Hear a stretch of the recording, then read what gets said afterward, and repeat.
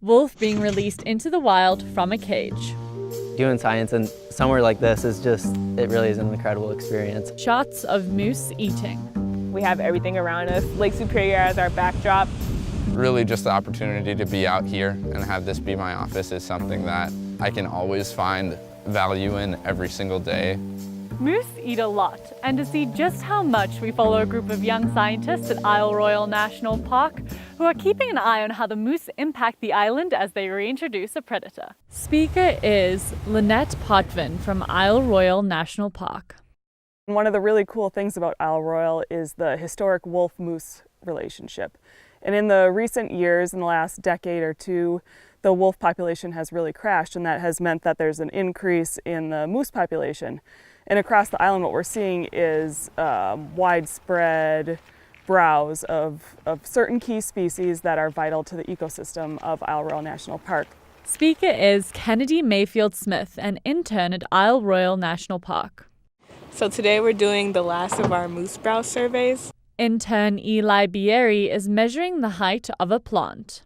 Now we've got a barely alive powder sap, 14.6 along. 14 along, 0.1 off.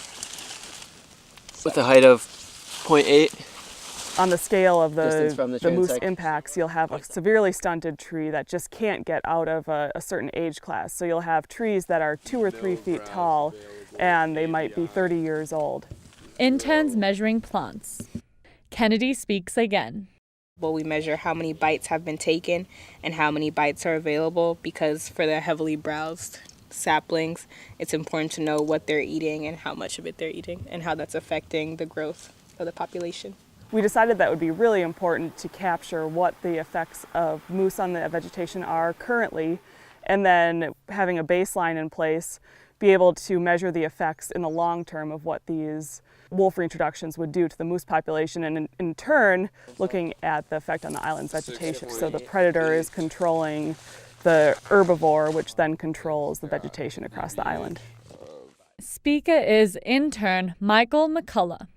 It's been rewarding to work on a project that you can see all the ways these things interconnect. Interns examining trees.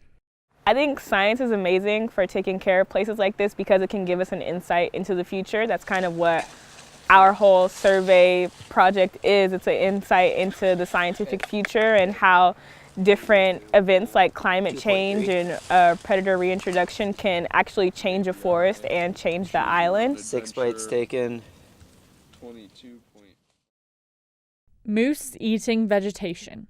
So we have this kind of a training program for young interns in the park where they can go out and do the work and learn and get dirty, basically get a full spectrum of what it means to do research in the National Park Service.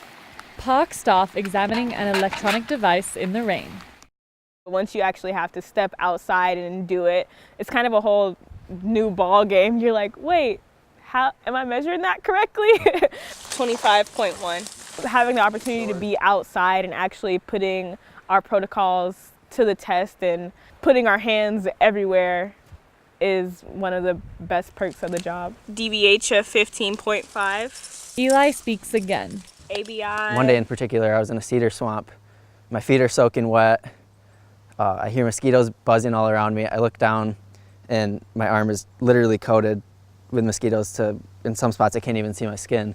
But it's like there's just this weird adrenaline rush and kind of energy you feel just being in the field and knowing you're doing valuable science. And as weird as that sounds, that was actually a really memorable and great experience for me.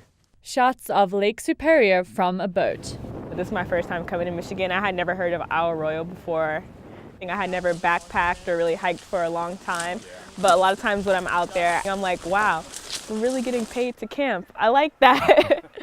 I'd go backpacking for weeks on end, and it's what I call fun. So definitely the opportunity to be able to incorporate that into a job is awesome.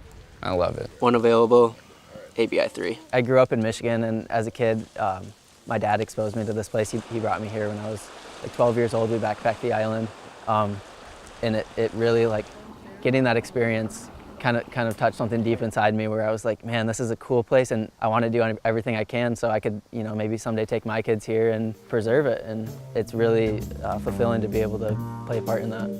Thanks for watching. Check back each month for another episode of Outside Science Inside Parks.